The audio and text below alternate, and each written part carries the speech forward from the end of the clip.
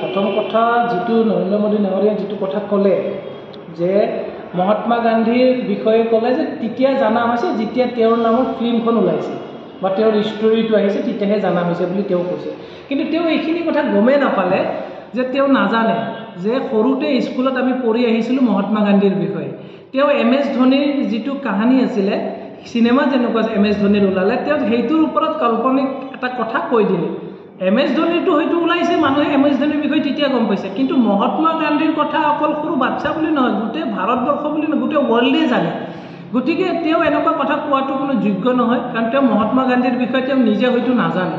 নাজানাৰ কাৰণে তেওঁ যি টি কথা কৈ দিয়ে। প্ৰথম কথা, যিহেতু অহাকালি গণনা আছে, বিজেপি চৰকাৰখনে কৈ আছে 400 পাৰ।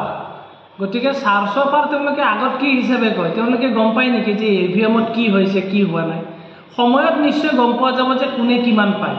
আৰু সবতকৈ ডাঙৰ কথা আপুনি জানে, যোৱাকালি বা পৰহি পেপাৰবিলাকতো ওলাইছিলে যে তেওঁ যিহেতু তেওঁ এতিয়া হেৰিত আছে বুলি ক'লে, মানে আপোনাৰ ধ্যানত আছে, ধ্যানত থাকিয়ে বোলে তেওঁ বোলে আকৌ টুইট কৰিছে অসমৰ বিষয়ে বানপানীৰ পৰিস্থিতিৰ খবৰ ল'বলৈ।